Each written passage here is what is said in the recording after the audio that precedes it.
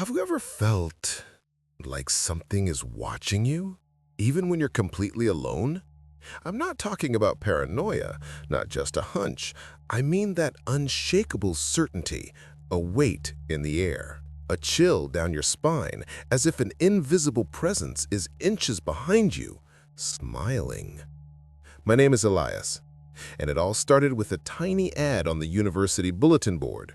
Research assistant needed, secluded lab, high pay, discretion essential, no questions. Just reading it already sounds wrong, doesn't it? But I was desperate, drowning in debt. That promised salary was more than I could earn in a whole year. So, even though my instinct screamed no, I said yes. The interview was over the phone.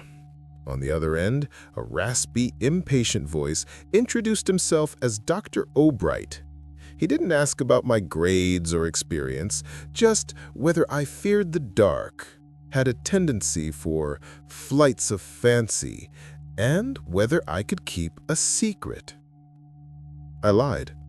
I said I wasn't afraid, that I was grounded, and that I could keep anything confidential. I was hired on the spot. The lab wasn't on campus. It was in the basement of a decaying Victorian mansion on the edge of town. The moment I stepped in, the smell hit me. Ozone, formaldehyde, an ancient, damp stone, like the place itself was rotting from the inside. Inside, time felt scrambled. State-of-the-art machines sat beside dusty tomes and bubbling beakers. There were wires snaking across the floors, notes pinned in wild clusters on corkboards, and a constant low-frequency hum that made my ears itch. But nothing caught my attention like the tank. A huge glass cylinder filled with thick, amber liquid, glowing under a sickly orange light. And inside it, something almost human, but not quite. Emaciated, pale, hairless, a smooth, domed head, but the worst part, the eyes. Black, wide, empty, like polished stones. It didn't move, didn't blink, just existed. Dr. Albright called it Specimen 11. I called it the Husk. My tasks were basic. Monitor the tank, label samples, and transcribe notes.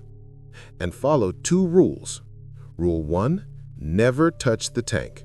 Rule 2, never look at the back wall. Of course, that only made me want to look. Behind a stained cot, scorched into the stone wall, was a figure. Not painted, burned in. 2 hollow circles for eyes and a grotesquely wide grin. Cruel, inhuman. I called it the smiling man.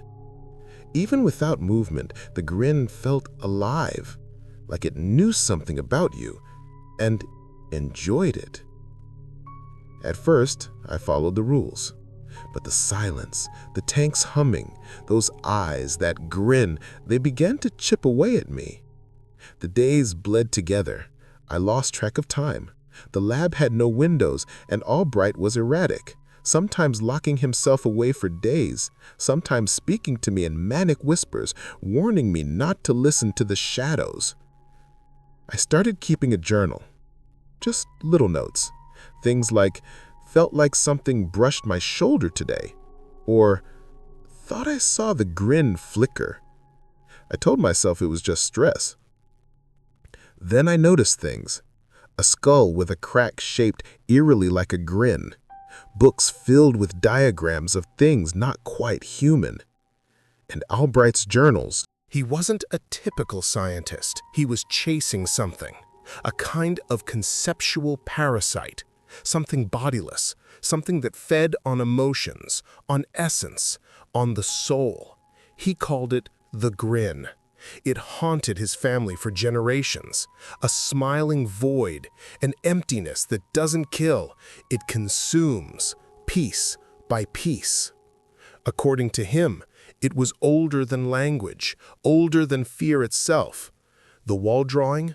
A mark, the creature's signature, proof it had fed there. The lab, the experiment, it was a trap. The husk was the bait, a body with no soul, no memories, a lure. He was trying to capture a smile. But then, everything unraveled. One night I was alone, cataloging chemicals. Albright had gone upstairs. A bottle slipped from my hand and shattered on the floor.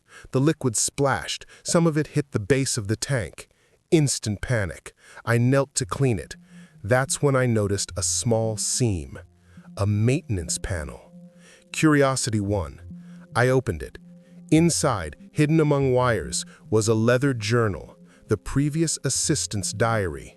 He described it all, the fear, the gnawing emptiness, the dreams of being watched by a smiling presence. The final entry chilled me. The bait didn't work. It's still hungry, and it's looking at me.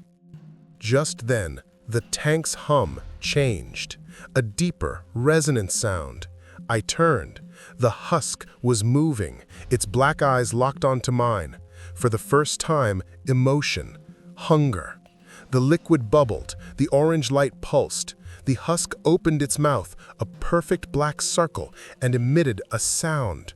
Not a scream, a note, pure, continuous, vibrating through my bones. It was the sound of perfect emptiness. And then it started.